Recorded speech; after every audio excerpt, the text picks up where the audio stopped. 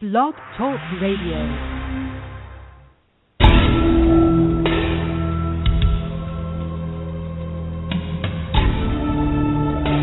You are now listening to True Murder, the most shocking killers in true crime history, and the authors that have written about them. Gacy, Bundy, Dahmer, The Night Stalker, BTK. Every week, another fascinating author talking about the most shocking and infamous killers in true crime history. True Murder, with your host, journalist and author, Dan Zupansky.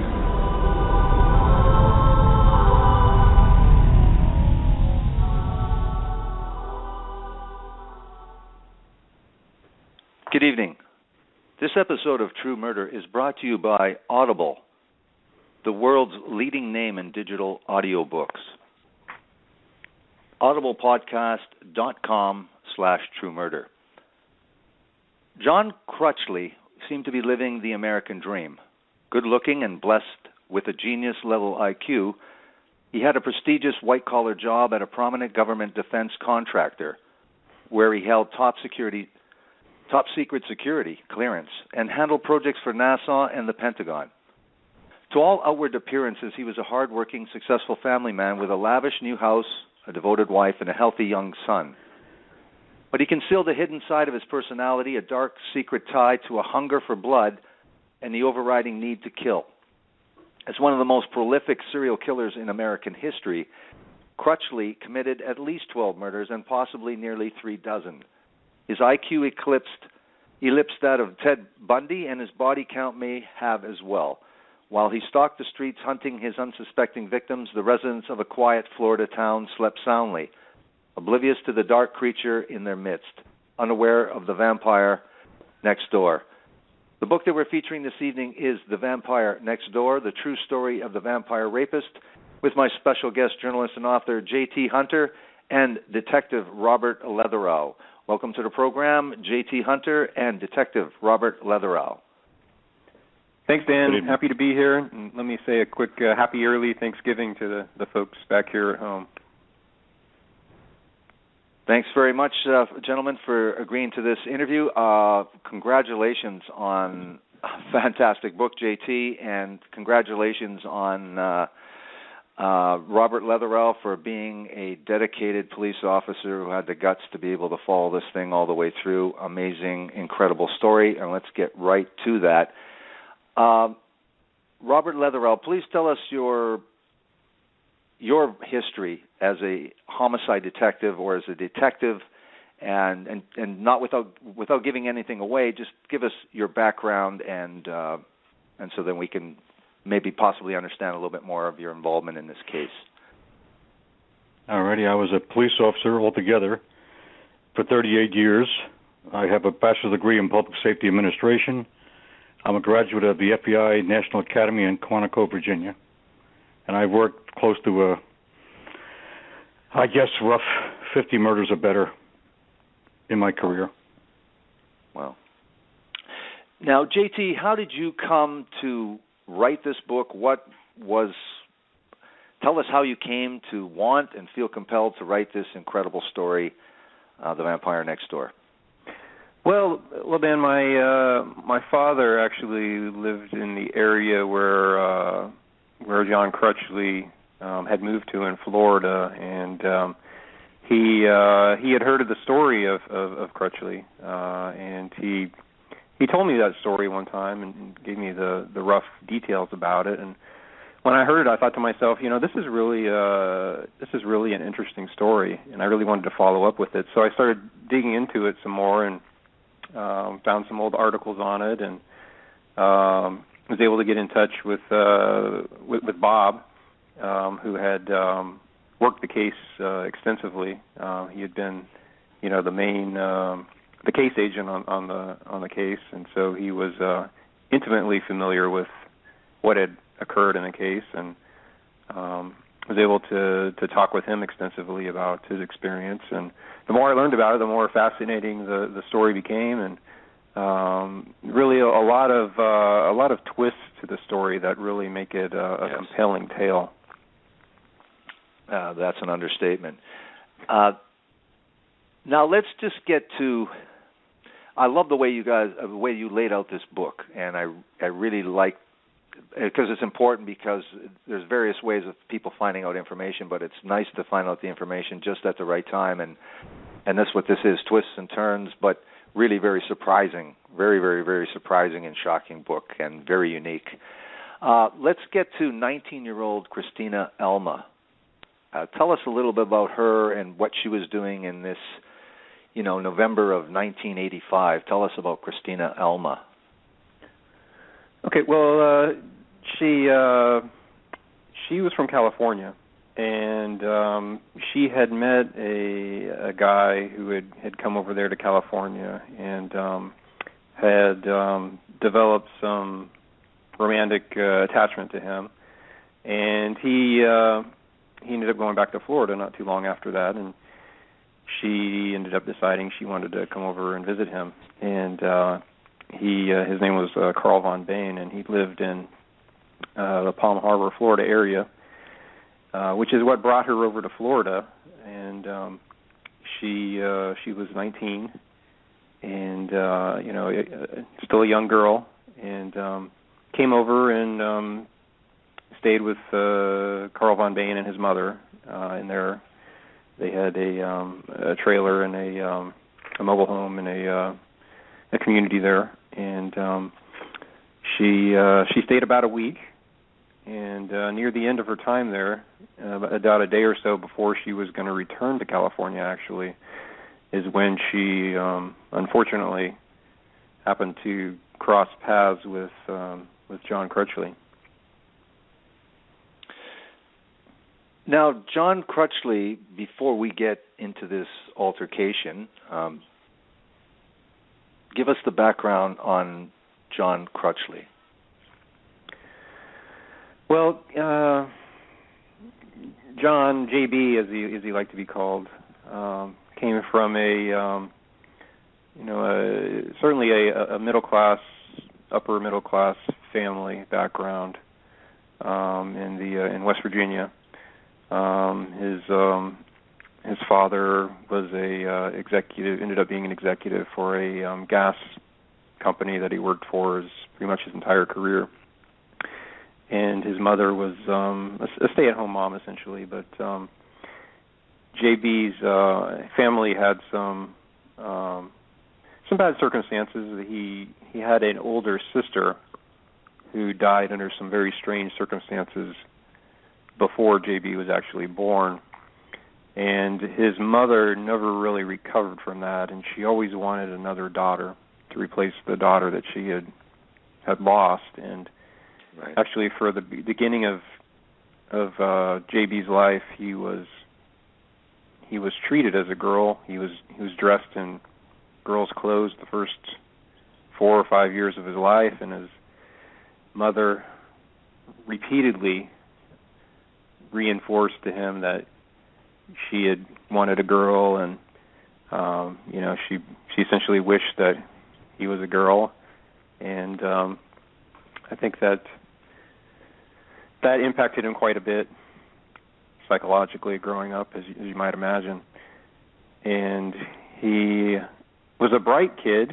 He had some troubles focusing in school because of how smart he was. It was not easy for him to keep his attention on the matters at hand because it was essentially a little too elementary for him.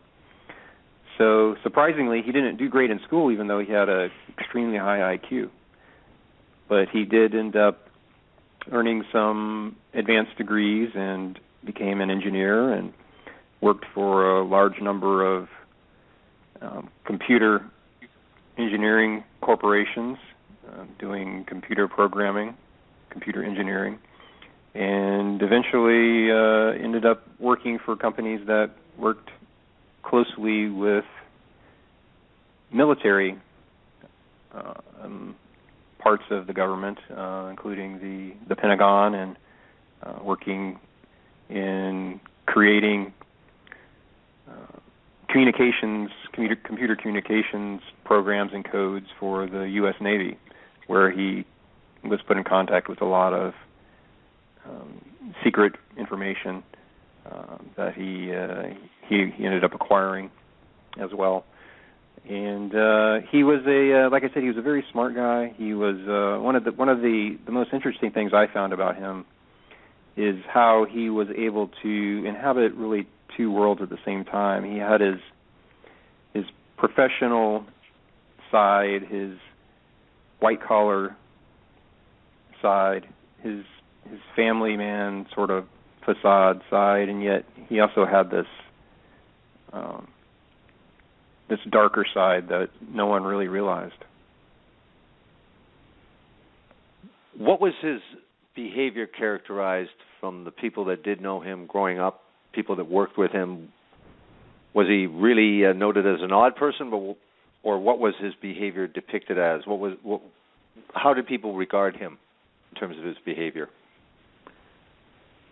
Well, during the course of his working, he tended to be a little bit of a loner at times. He was devoted to his work in that respect. He did have a social side, if you will. He was charismatic. He was viewed to have some quirks, some odd mannerisms. For example, one thing that was talked about was a certain way of walking he had. That he seemed to, instead of walking like a normal person might walk, he seemed to almost bounce in his step, and almost as if he was trying to attract attention to himself. But he was certainly regarded as a smart guy, an intelligent guy, certainly in the world of computer programming, which was a newer industry back in the 70s and 80s, which is when he was involved in it. It was more of an up-and-coming technology at the time.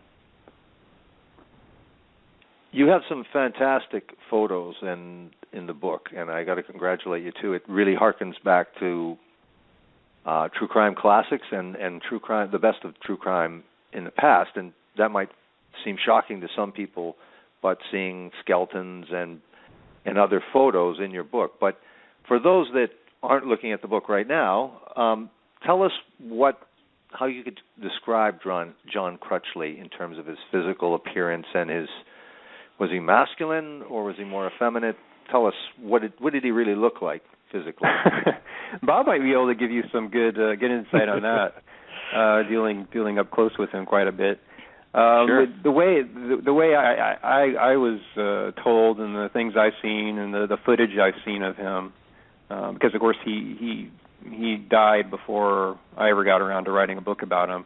Although I would have been very interested to have met him and sat down with him, but he wasn't a big guy. He was about average size, I think, but he was a fairly attractive guy. He had nice facial features, and I think he was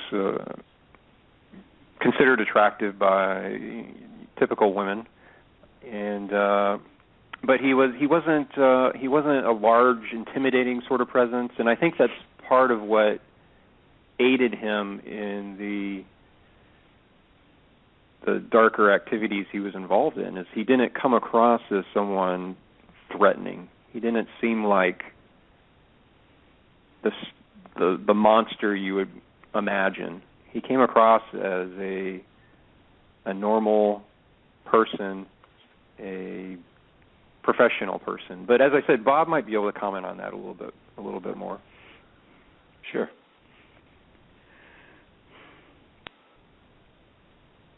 So what was your impression? Sure. What was your impression when you first saw him? What was again, we talk about that no one can really recognize a monster, but what was your first impression of what he looked like, his stature? Was he an imposing guy or not? No, he was not imposing, very slight built. I think the thing that brought my attention to it was right in the beginning when I met the victim at the hospital. The usual question going through all the stuff that we have to go through. I asked her for a description and how old was he? And she sat there and looked at me and she said, I can't tell you. I don't know if he was 20 or 30. I don't know. And I was a little annoyed at that. I kept asking her, "What do you mean? Give me an idea. Is he 25? Was he 35?" And she would not give me an answer. She said, "I don't know." And when we made the arrest that night, the homicide team, I saw what she was saying. He was very slight built, long blonde hair that was all bleached out. He dyed his hair, and he had, I felt, a lot of very feminine features about him. Yeah. That's kind of what I got from the photo, that he was kind of how you describe. Now, talking about some of his darker side, before we get into what you and all of us would talk about, the real dark side, what was his sex life characterized by, and what was his history in terms of relationships with women? Was it a good one or a bad one, according to the later research? Well, he became sexually active more when he went off to school and college, and he had relationships with a lot of different women, and he ended up going down a line where he became much more experimental with the sexual interest, his sexual activities as he went along, and particularly, I believe, when he moved to the Washington, D.C. area, he became involved with a group there, I believe, that really did a lot of, I guess I would say, more kinky sexual activities, and in fact, that's when he met one of the nurses that he dated. He dated a lot of nurses for some reason that he himself didn't seem like he quite understood, but one of these nurses was well-versed in vampirism, for lack of a better word. She introduced him to the practice of taking blood from another person and drinking it.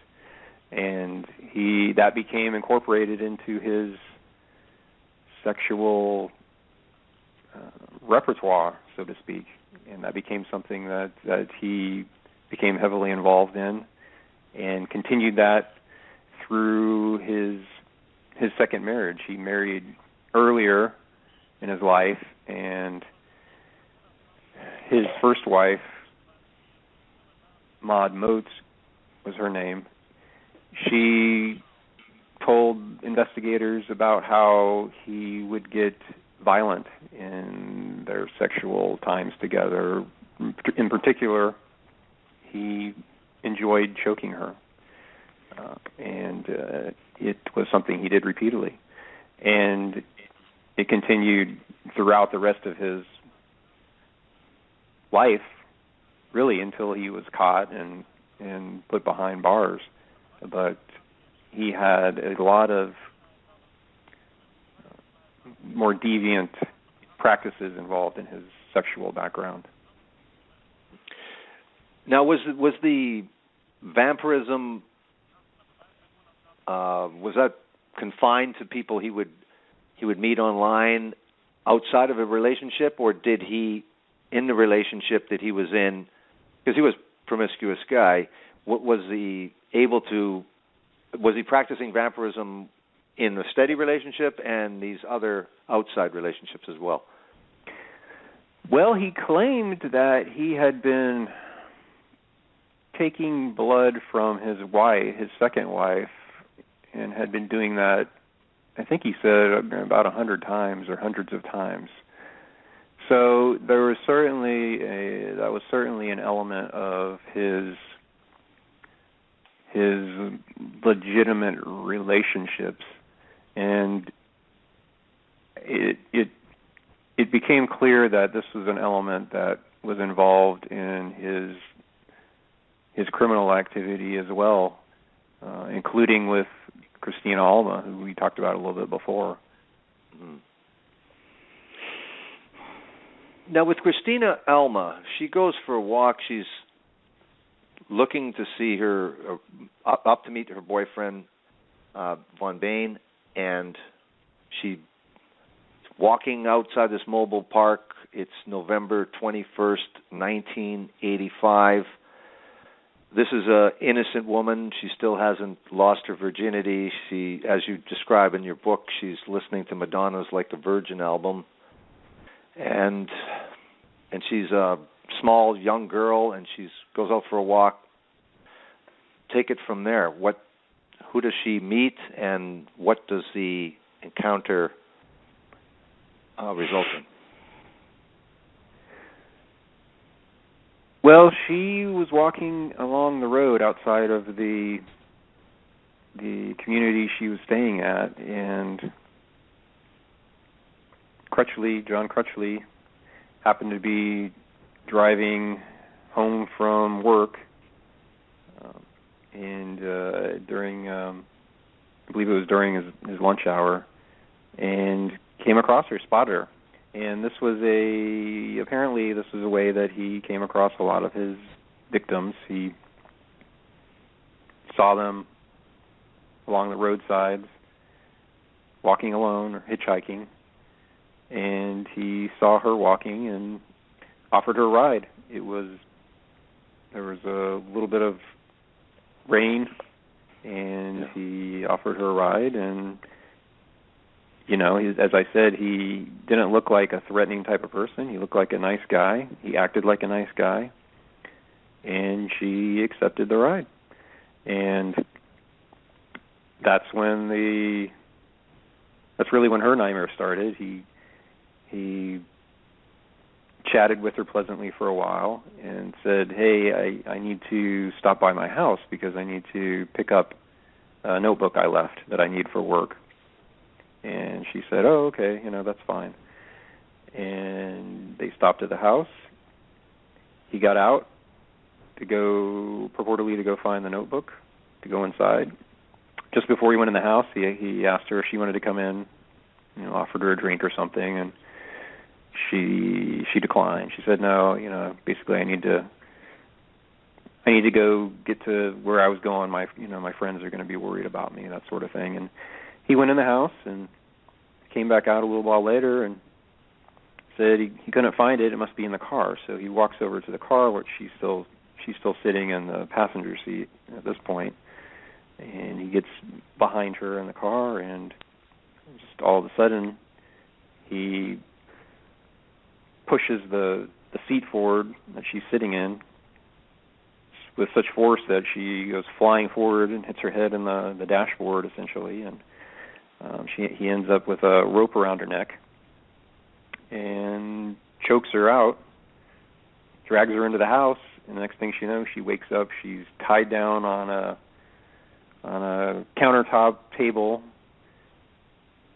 with rope, and he's standing next to her, naked except for a necklace with a pendant on it. And that's when the really, really bad stuff began. Now, I want to ask you, Robert, at this point, yes, in 1985, did John Crutchley ever come to the attention of your office or any police agency? And if so, what were those charges? No, we weren't even aware he was in our area. Nothing in the state of Florida. It's all I know is, as we go along, you'll probably get into it, but he had a problem with the Virginia authorities, and later on, that's when we contacted Virginia, once we made the arrest and everything, if that answers your question properly. Yes, it does. Thank you. Now, you were talking about what was next in store for Christina Alma.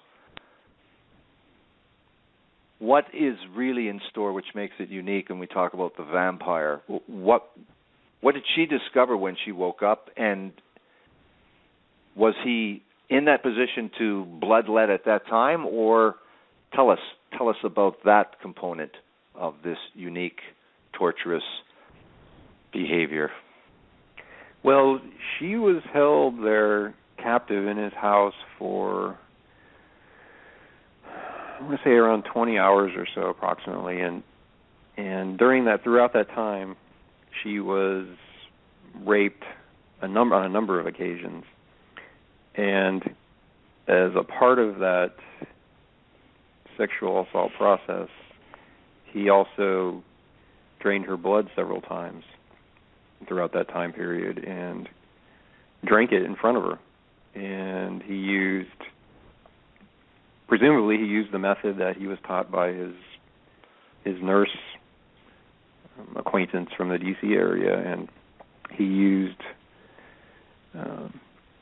surgical needles and tubing to drain the blood out of her at different parts of her body, on both of her arms and also, I believe, her legs, and essentially drained it into a glass container, like a beaker, and drank it. And when she asked him what he was doing, he told her that he was drinking her blood and that he was a vampire. Now, what was the result in terms of her health immediately from taking a certain amount of blood, and how much blood did he actually take at that time?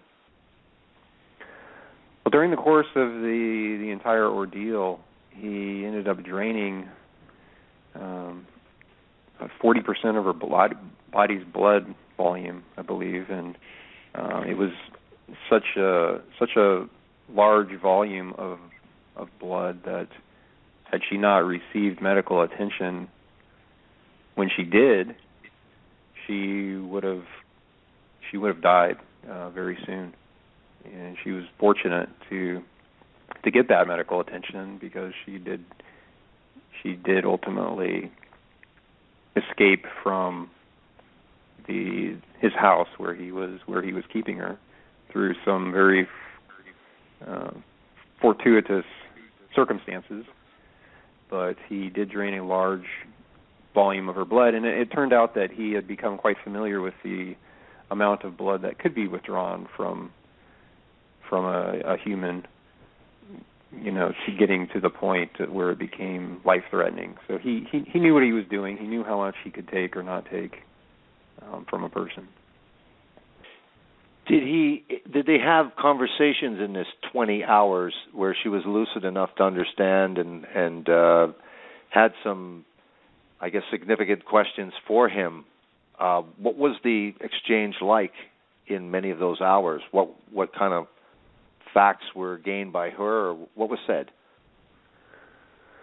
Well, she was, as you can imagine, she was terrified, and she asked him what he was doing at times, and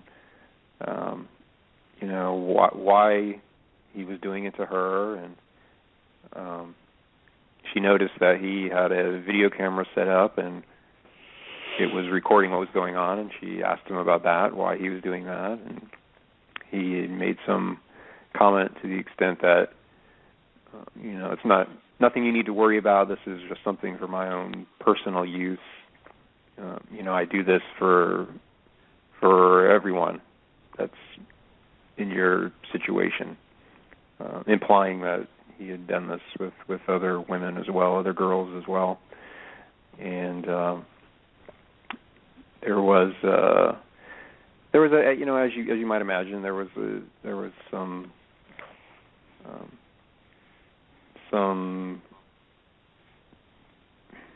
superficial sort of banter back and forth just to try to get him to see her as not just some victim to do what he wanted to do, but as a person. And he at one point said that he wasn't supposed to do this, but he was getting attached to her. It was something he wasn't supposed to be doing, because his MO was to treat his victims as objects, not as people, and associated with that was a lack of any sort of empathy or emotional attachment to them. But apparently in this case, for whatever reason, he had mentioned that he felt like he was becoming attached to her. Now, what kind of changes are happening in that 20 hours in terms of her health? Like you had alluded that he understood how much blood he could take out of someone, but he also knew how much blood he could take out of someone, and the purpose of that was to immobilize them. So what happened in this regard? She's young, she's healthy. What happens? Is she less susceptible? She's stronger? What happens here that's a little different? Yeah, as best I could tell, it was a combination of her youth and being a particularly healthy young girl that she was able to still function at a level that enabled her to ultimately escape.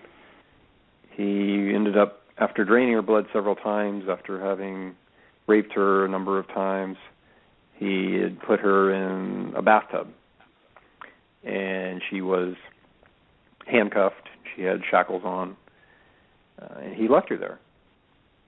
He had to go. Why a bathtub, though? Why a bathtub?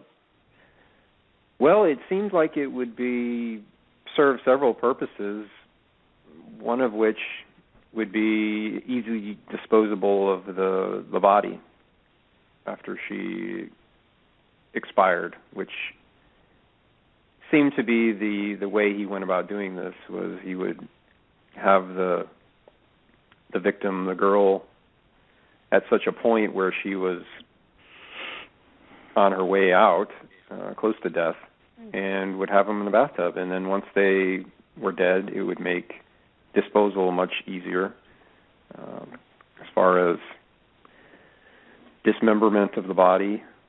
The blood could easily drain down the bathtub drain.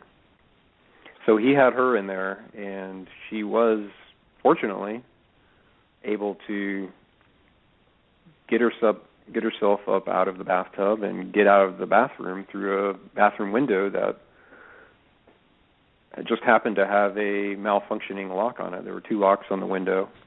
It was one of those type of windows where you have to push in the 2 lock pieces on each end of the window at the same time, and one of them was not working. One of them was broken, and that's how she was able to get out of the bathroom. Otherwise, she never would have got out of there because she was handcuffed, and if she had to do both of those pieces at the same time, she would not have been able to do that with the handcuffs, and she never would have got out of there.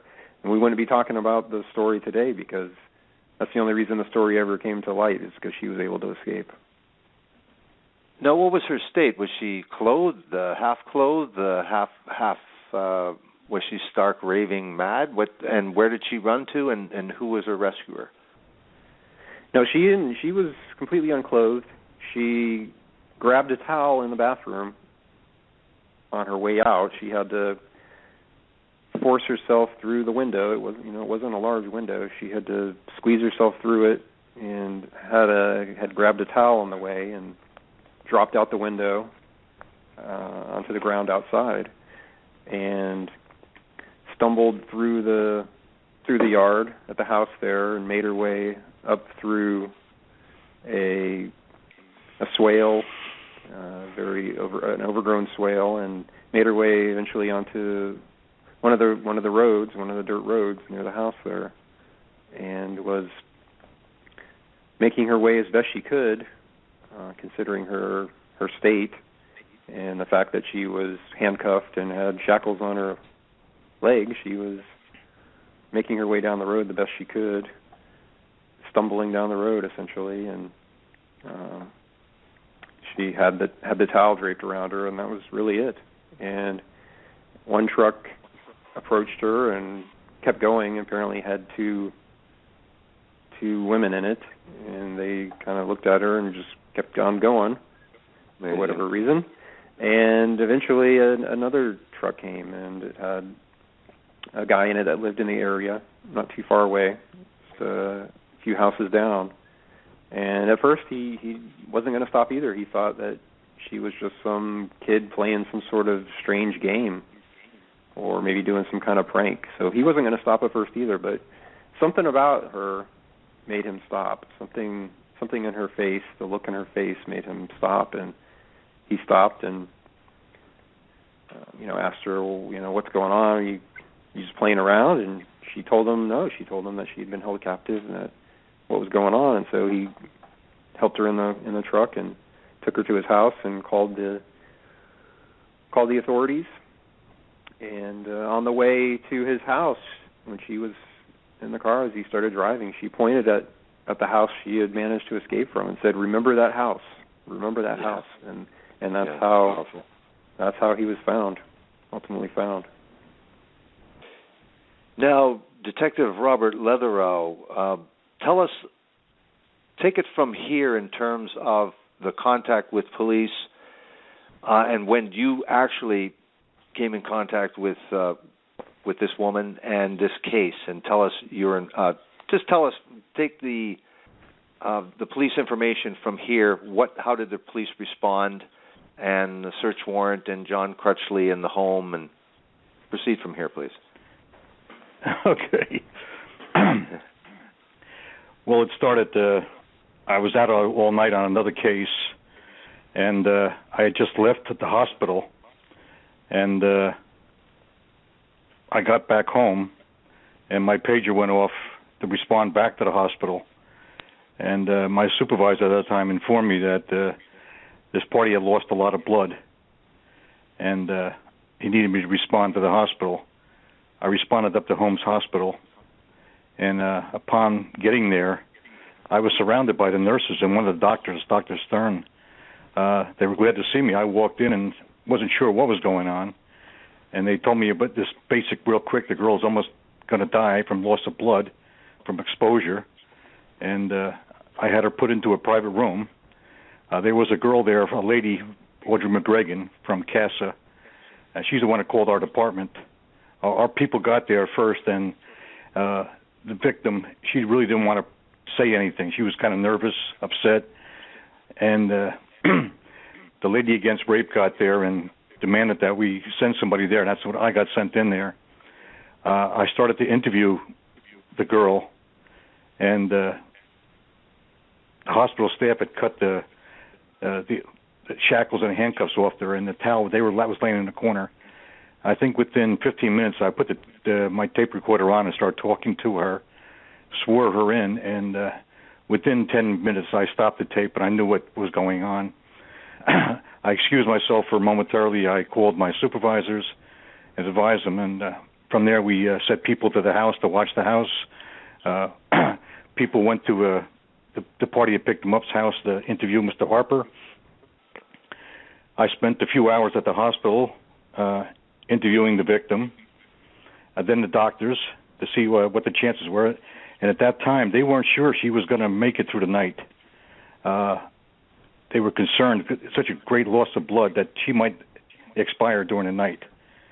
And from there, within about 4 or 5 hours, I responded to our precinct, and I wrote the search warrant and the affidavit for the search warrant.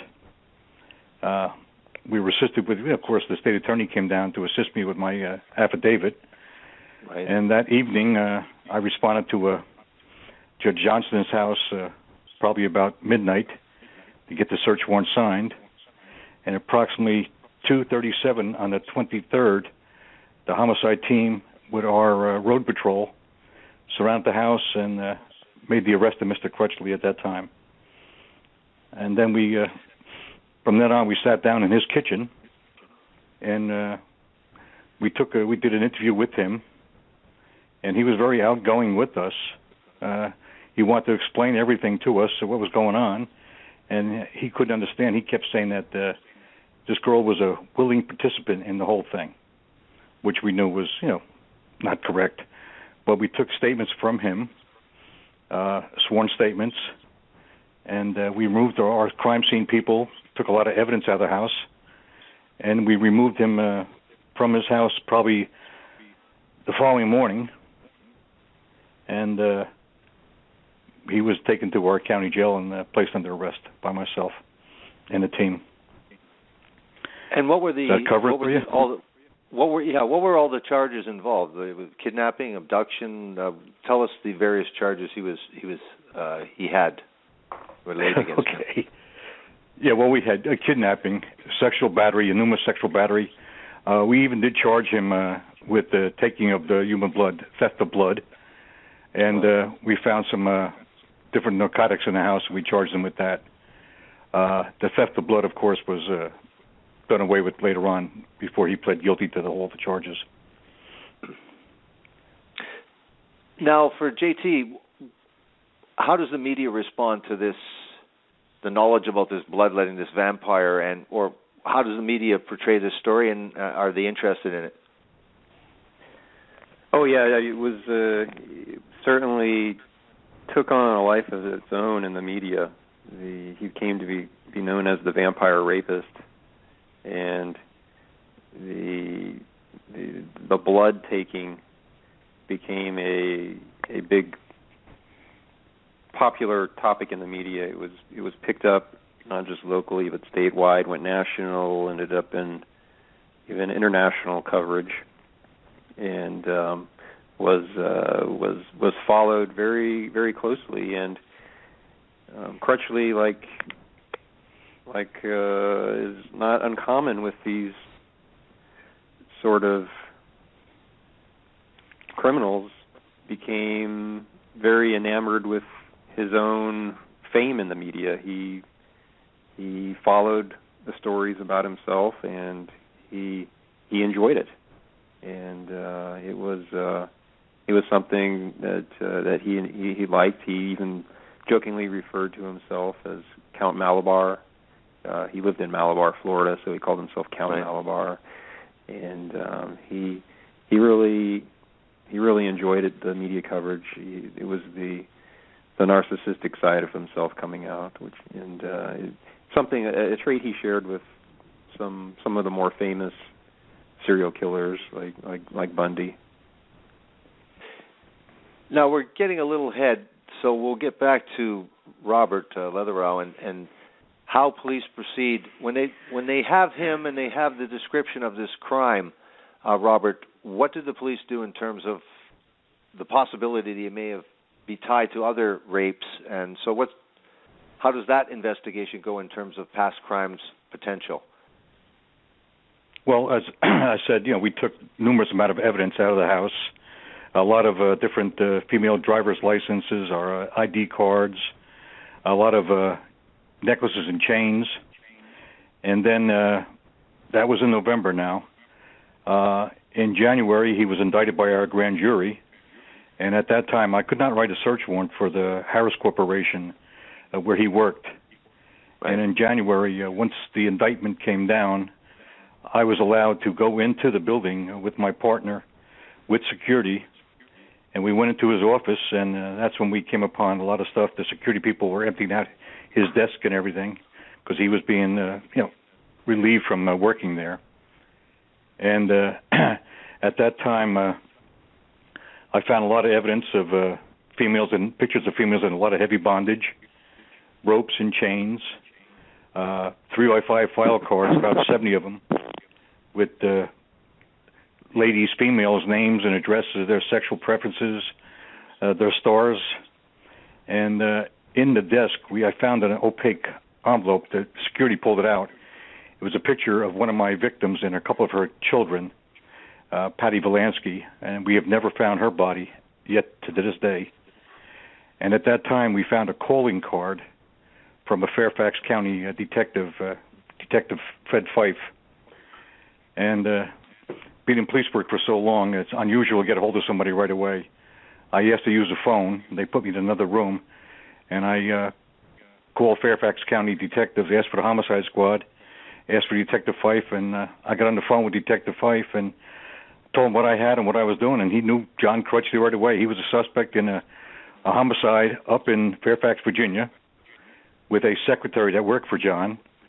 She was found about a year later, a skeletal remain out in a wooded area, and Detective Fife and I conversed back and forth.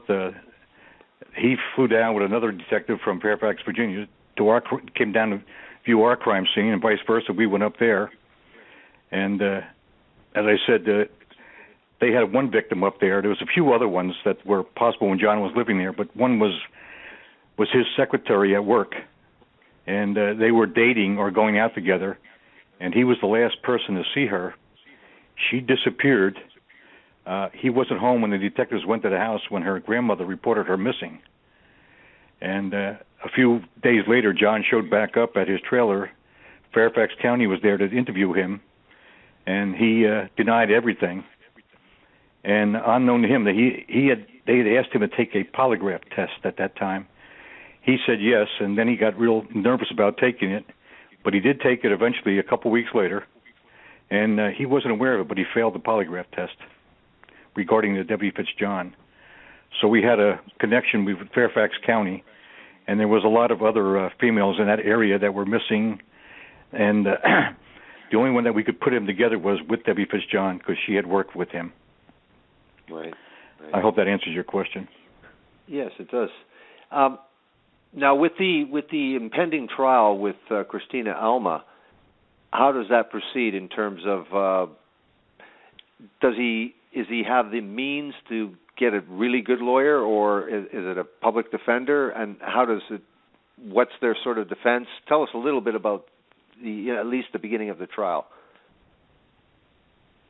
You're asking me that, or you want Yes. J.T. to answer that? Robert. No, Robert. You. Yeah, well, okay. He hired an attorney. They had the means. They hired an attorney from our area here that represent him.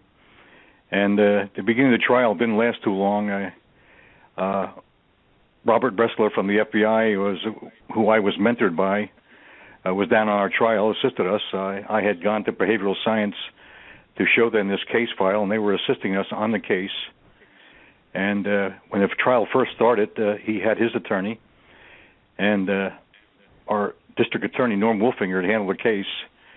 And probably the first couple hours of the case, and they came in with a guilty plea. John decided to plead guilty, and he was sentenced to 25 years in prison.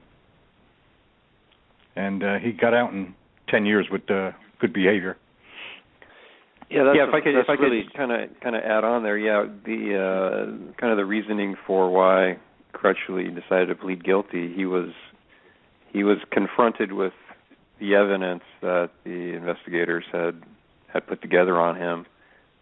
There was a number of bodies that had been skeletal remains that had been recovered in the Brevard County area, and he was confronted with evidence of those crimes, and also of the case with Christina Alma, obviously.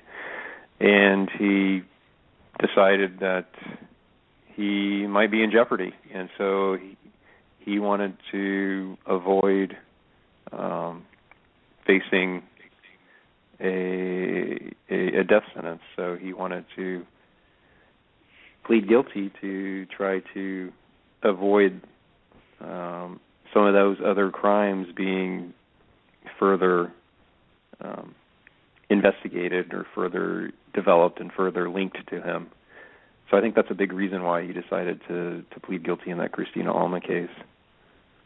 What I found fascinating about the book too, JT, is that and Robert Leatherow's involvement with Robert K. Ressler, the famous Robert K. Ressler, that Ressler had a real strategy, and you really did work hand in hand with him to come up with a strategy. And so tell us a little bit about the bones in a box and the names on the cabinet and the whole thing with the low lighting that was staged. If you like, Robert or JT, could you tell us about that scenario that was advised by Ressler, and what did he suggest, and tell us a little bit about that scene? Bob, you want to chime in on that? You want me to? Okay. I'll give it my best shot. As I said, I had gone through the FBI National Academy, and Robert Ressler was he was one of our instructors at the class, and John Douglas and himself became very involved with us. And when we got onto the case, and our training there was we talked about how to interview suspects. And when this case came up, and when Robert Ressler came down to assist us on the case, he recommended that we, and I've done this in other murder cases, we bring him into a very nondescript room. file cabinets with names of the victims on it, boxes with the crime scene bones in them. And I wasn't there. I was in Quantico at the time when this came on. We brought him over. The other agents brought him over from the jail to the homicide office. And usually with the low lighting, you get them in a room like that, they get very, very nervous when they see all the information we had sitting there. And they, as JT said, he wanted to avoid the death penalty, which they all do. And he got real nervous, and he wouldn't even go into the room. He started screaming and yelling that the room was evil, and he didn't want to be in there whatsoever. And they had to take him back. But that was part of the training. I've done that in other murder cases where we bring people into a nondescript room and sit there and have file cabinets and maps and pin maps where the bodies are. And it works. I hope that answers your question, sir. Yes. Well, in the book, it's and from the information you've given them, is that portrayal of that scene and what it does to Crutchley, and then a wrestler coming in and saying, "Listen, I think we should do it and do it this way," and say these things to him. So it's brilliant, and it's amazing that the access that you have gives us this unique window to be able to see this. Now, maybe you can tell us, Robert, too. And then I thought this was the most disappointing situation in this entire book, the ability to find out information about loved ones that were other victims that were killed. Tell us about what happened to this potential plea agreement that even his lawyer, Joe Mitchell, that Crutchley's lawyer, Joe Mitchell, was trying to facilitate on behalf, apparently, according to him, for John Crutchley to be able to admit to 12 murders. Tell us about this plea agreement. What happened to kibosh this thing? Well, sir, it's a very touchy question. Wow.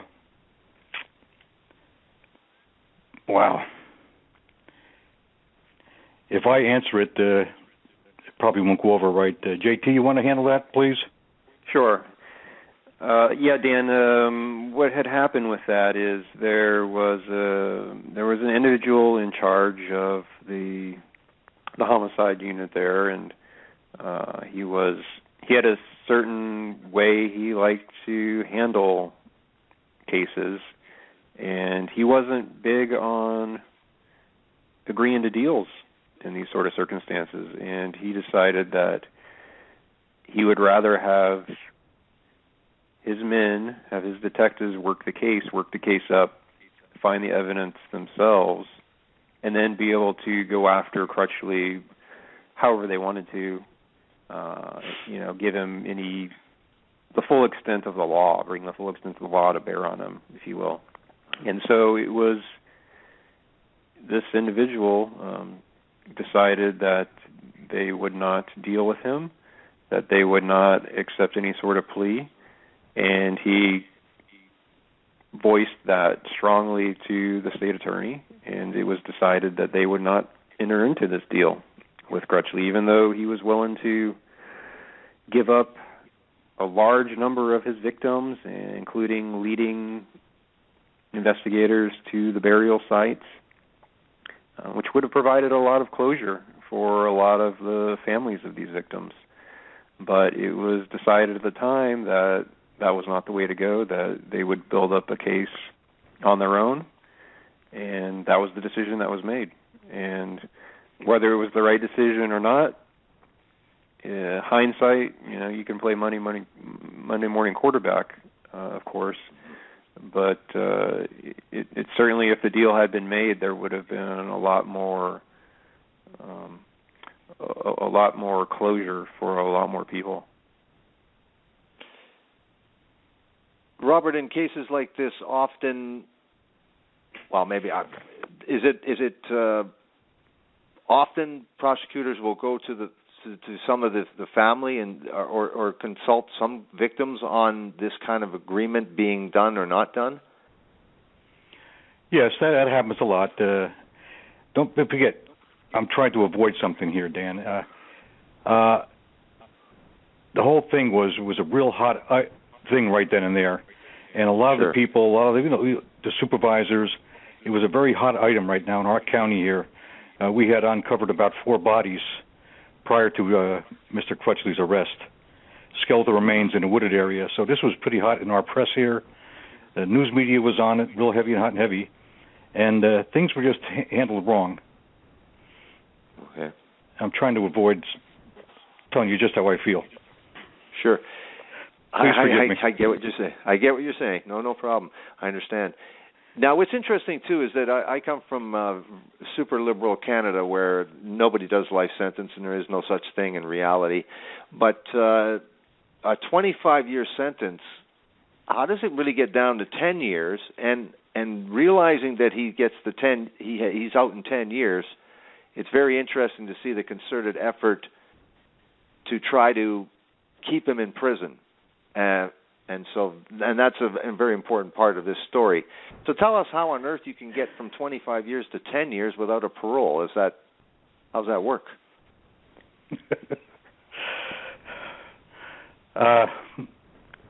Back then, our laws were a lot differently back in '85 compared to what they are now. And yeah, he it was a little over 10 years that he got there. I just don't know how that all worked. I was taken back on it, but it worked for the best, I guess. It was meant to be. He came out, sure. as in the book there, he came out, he was out one day, and he failed the urine test for smoking marijuana. He admitted to it, and we went back to court on that, and he went back to prison. I hope that answers your question. Sure. J.T., elaborate on that, because this is a fascinating, incredible, and I mean really movie-esque. Tell us about this. He's going to get parole, and let's see, we were skimming over a fair amount of this too. John Crutchley is what kind of what kind of inmate in prison? He's released after 10 years, and then we'll again, JT, I'll get you to give us the evidence of the fellow inmates that testify.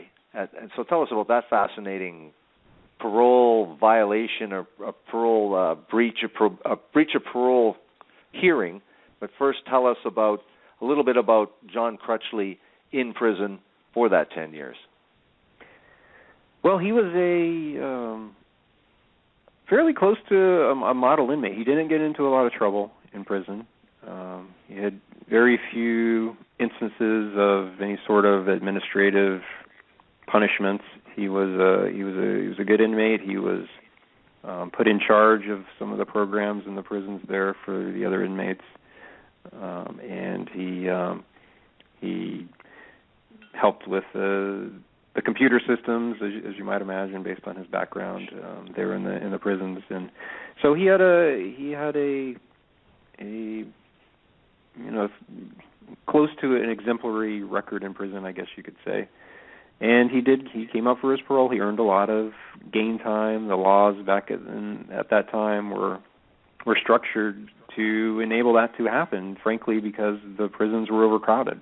So the system needed to be able to make room for other prisoners that needed to be there. It was the bottom line. So he gained a lot. He got a lot of gain time, which reduced his sentence significantly, and was able to get out in about 10 years' time instead of the 25 that he was sentenced to.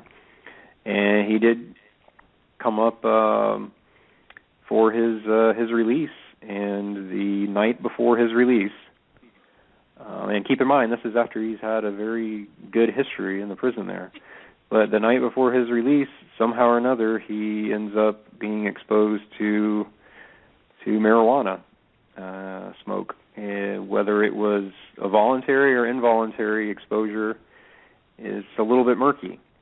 But he did end up ingesting this marijuana smoke and tested for it after being released. He was taken to a parole facility in the Orlando area, and as Bob mentioned, he was given the standard test there, and it showed up. And so it was discovered that he had ingested this marijuana, and he was promptly arrested for violating the terms of his parole based on that. And it was very interesting circumstances, as you alluded to there, because of so much pressure, the fact that he was coming up, that the dreaded vampire was coming up for release from prison, it made a lot of people in the communities in Florida up in arms. There was a big uproar about it, and there was a lot of pressure brought to bear in the form of media coverage and in the form of political pressure to do something about that. Nobody wanted him to be released in their area. Nobody wanted him in their community. And lo and behold, he violates the terms of his probation, even though he certainly had to know that he was about to be set free. So you would think he would be on pretty good behavior there. But yeah, he did get this violation of probation charge, and that ended up putting him back in prison for life. So he went from being a free man for a day to being back in prison for a life. I got to say that it like anybody that reads it's just got to shake their head. First it's 25, it turns into 10.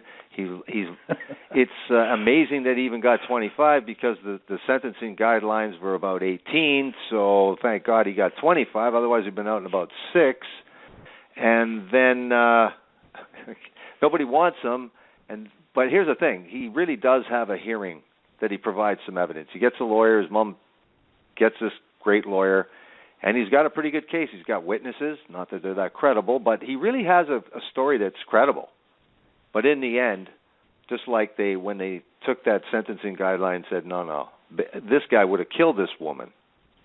And so I applaud them that they weren't constrained by that so much, and they called it the way it really was. This guy's a unique, villainous creature. And so that little bit of marijuana, it was interesting at this hearing that he has the witness say, oh, yeah, he was a non-smoker. He had probably lung problems or something, but he was placed into this smoking cell, and then these big black guys came into his cell and blew marijuana smoke into his lungs. And they go, well, too bad. You spend the rest of your life in prison. I went, there you go. That's a little bit of a happy ending, if nothing else. It worked out for the best there ultimately. But yeah, it was interesting because he had been, for most of his confinement, he had been in a non-smoking building essentially. But shortly before his release date came up, he was put in this building where it was notorious for being a smoking area, where a lot of the inmates who did marijuana and other drugs were housed there. But the timing of it was interesting, to say the least. Yeah, just another truly astonishing aspect of this story. If you think you can cut out of this book early, it's no way. There's stuff going on every single page. It's amazing. The photos are incredible, and just the access to information, thanks to people like Robert Leatherow, we have this incredible story. Robert, tell us about the demise of John Crutchley and what happened to John Crutchley, and when did that happen? Well, he as you said, his demise was in prison. He was found in a very strange procedure, autoerotic death. Do you know what that is, sir? Sure. It was a bag over his head, was it? Yes, very good. Yeah, bag over his head and some other little things, and he was pleasuring himself. And his fail-safe system, very unusual for his age at that time. He was, I think, 49 or almost 50. Autoerotic usually happens with younger males in the teenage years, but he died from autoerotic death. Unusual. There's some irony there, perhaps. Yeah, fitting ending, I would think. There's another aspect that I really thought was very fascinating too, Robert, is the idea how much you employed jailhouse snitches to try to gain information, and how how forthcoming some of these guys were. If you could tell us just a little bit about your involvement in any of that and your thoughts. Well, when John was in our jail like that, correct me if I start getting carried away here now. John was a bisexual, and he became very familiar with a lot of the different guys who were in prison with him, in jail with him, and interviewing all them, which took us a lot of time to interview them and learn a lot about John Crutchley and what he was planning. And at one point, he'd asked one of the inmates to go down and take care of his wife. He fell in love with somebody else, and he wanted one of his inmate friends to go down and take care of his wife and raise his child for him. I don't know. You read that part in the book, I assume you did. Yeah. Oh, yeah.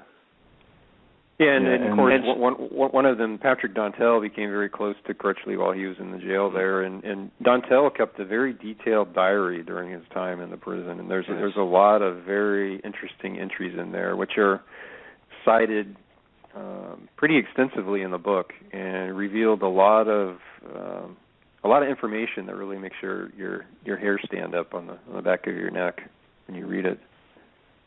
Absolutely, and he did have, I don't want to say credibility, but a lot of the stuff could be proven truthful anyway in terms of the information that he did provide. Dontel. Right. Yeah. He was all lined up to testify, but he skipped town, and they weren't able to get him to actually testify at trial against Crutchley because a lot of his testimony would have been very, very damning. And then he ended up dying not too long after that, so his testimony was lost forever. But fortunately, he had kept this very detailed diary, which I was able to access with Bob's help.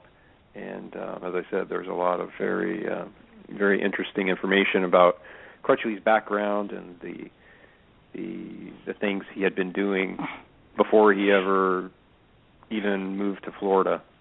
So he had only been in Florida a couple years before he was arrested, but he had a history of these encounters going all the way back to his college days, and of course the Virginia victim that he was so closely tied to, Debbie Fitzjohn, whose story is covered extensively in the book.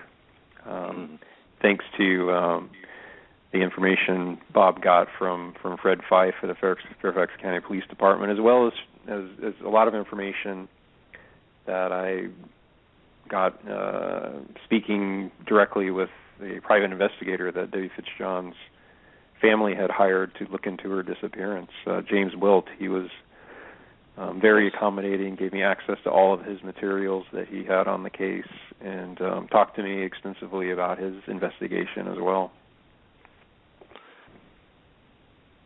Now, Robert, with the police, it's always, I mean, you don't have to have all the evidence, but they speculated that he had killed in other places other than Florida. What was the really reasonable tally on how many victims he likely had and in how many states he had killed in? And finally, just tell us really what they thought he had done with those victims in terms of disposal, I guess. Well, my figures come up that one in Virginia that we could put to him, as I told you earlier, and I believe I had 4 or 5 here in Florida. I believe he did 6 that I can put to him and not assume something. But as you're well aware of, we never got close enough. His computer, we never really got into the computer. We made a mistake in not apprehending, taking in evidence the computer the night of the arrest. That would have been a real big plus for us. And I believe the skeletal remains, just prior to John's arrest, about a year or two, we started finding skeletal remains down here in Florida. in the general vicinity, 2 by the Harris Corporation, another plant that we have off of US 1. We found a couple skeletal remains out there, and that just kind of coincided, as I see it, with Virginia.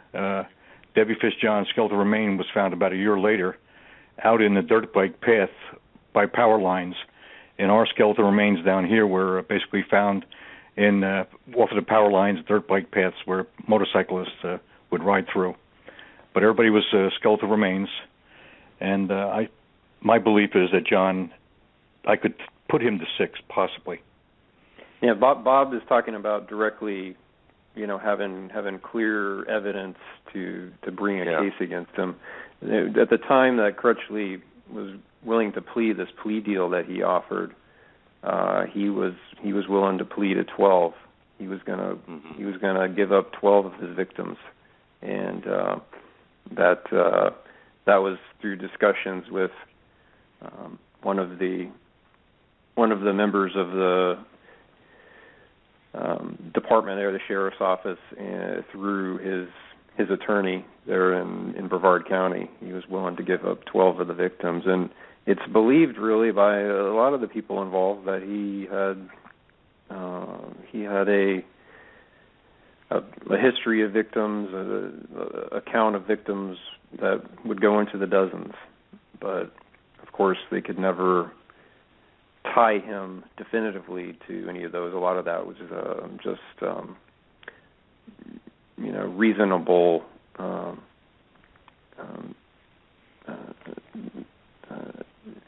surmising based on his whereabouts and people that had gone missing, different places he had been during those time periods, and that sort of thing. Robert, how frustrating! I can almost feel the frustration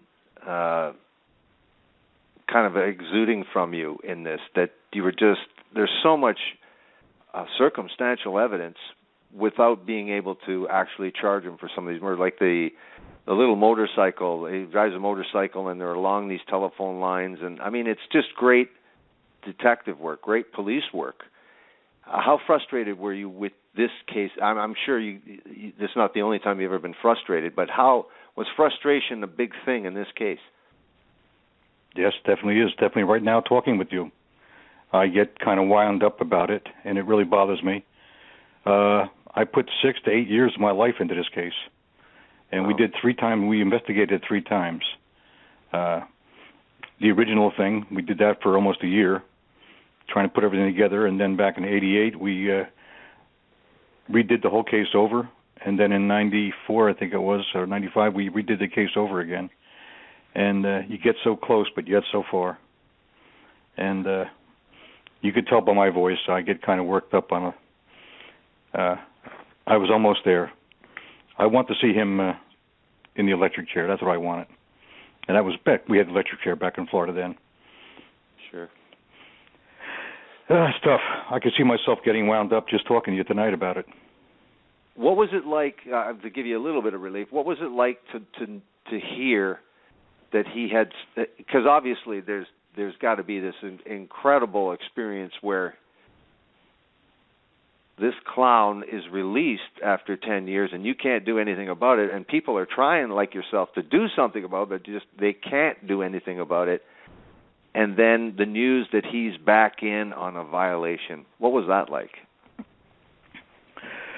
Kind of overwhelming at first. The night he got out and he went down to the halfway house there in Orlando, I went to the city council meeting in Malabar. The people were up in arms because he was going to have to come back into their community.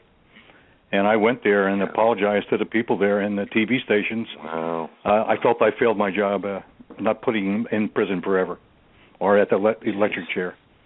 I was very upset with that. And the next day when we got the notification that he had failed the test over there and we were bringing him back to Brevard, was like a birthday present for myself and my family.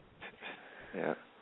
Yeah, Bob was pretty hard on himself in relation to the case. I mean, he had become close to the family of one of the victims, Patty Valansky, there, and It's described in the book a little bit, their relationship, but he had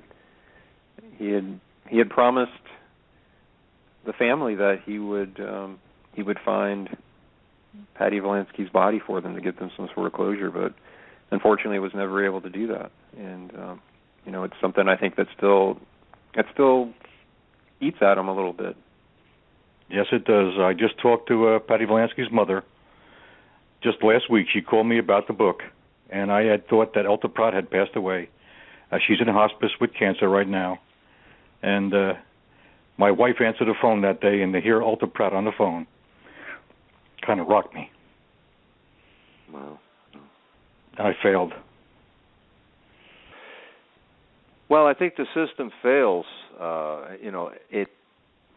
It does fail. I mean, the person that everybody can see in these true crime books, when it's, and there's many cases like this where it's a dedicated cop, it's the take the case home that have to go look at a crime scene. I can't even.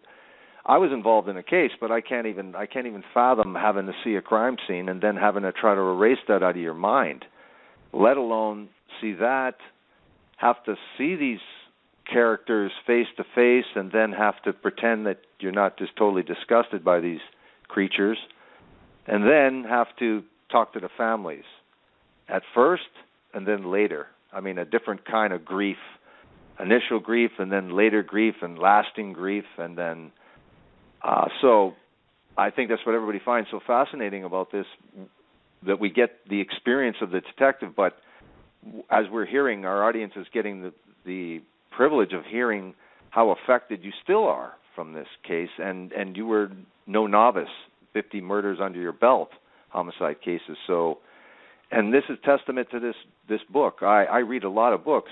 We cover a lot of books, and this is, again, taking storytelling up another level with having the great work that you did, Bob, and having that access and then convey that to JT, and it's captured in this book, and it's an amazing story. So I applaud both of you gentlemen for this great work, and I want to thank you very much. I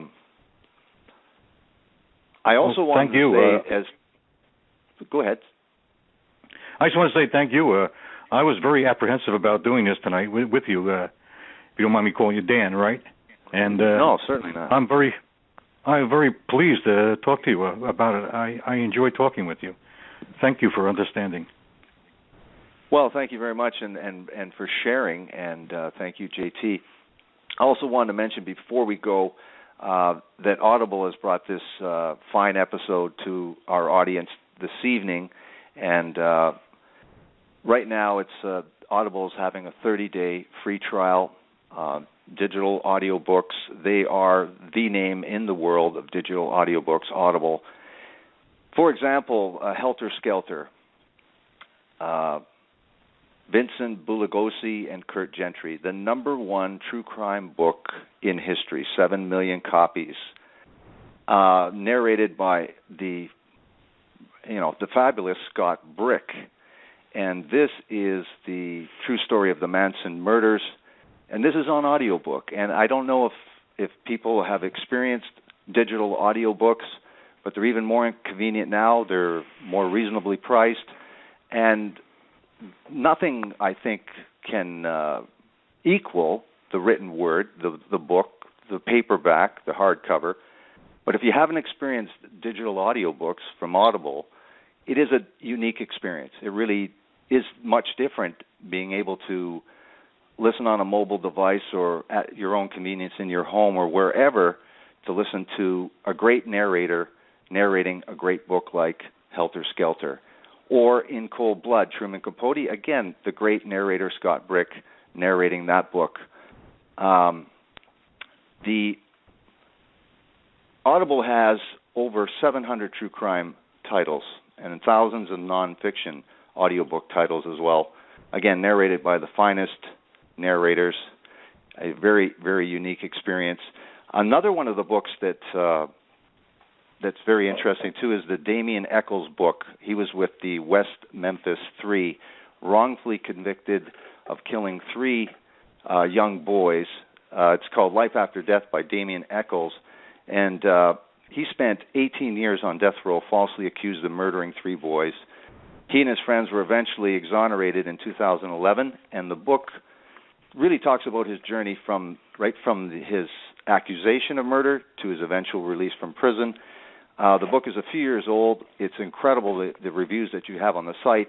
And the great thing is about it is that Damien Echols narrates this book. So right now at audiblepodcast.com/truemurder, that's audiblepodcast.com/truemurder, go to Audible and experience digital audiobooks like Helter Skelter, In Cold Blood, and Life After Death, or any that you choose, and really experience digital audiobooks. Again, gentlemen, I want to thank you very much for coming on the program tonight and talking about the Vampire Next Door.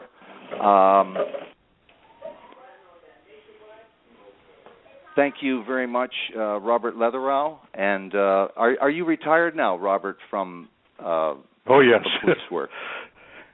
Yes, how many 7 years has it been now? 7 years. 7. 7. But great. It doesn't matter in our family. My son and my brother are all cops. My son is a police officer right now. Great. It continues now, on. J.T., thank you.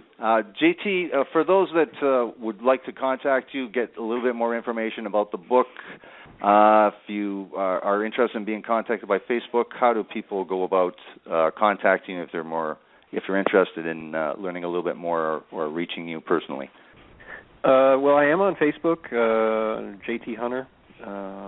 You can find my page on Facebook under that. There's also a page under the Vampire Next Door, the true story of the Vampire Rapist. So either way, they could also email me if they'd like to email me directly. My email is jthunter814@gmail.com, and I would welcome hearing from anyone. Well, again, thank you very much, gentlemen, for a fantastic interview and a great book, JT, and I hope to talk to you both again sometime soon. Thank you very much. Good night. Thanks a lot, Dan. Thank you. My pleasure. Good night. Take care. Good night.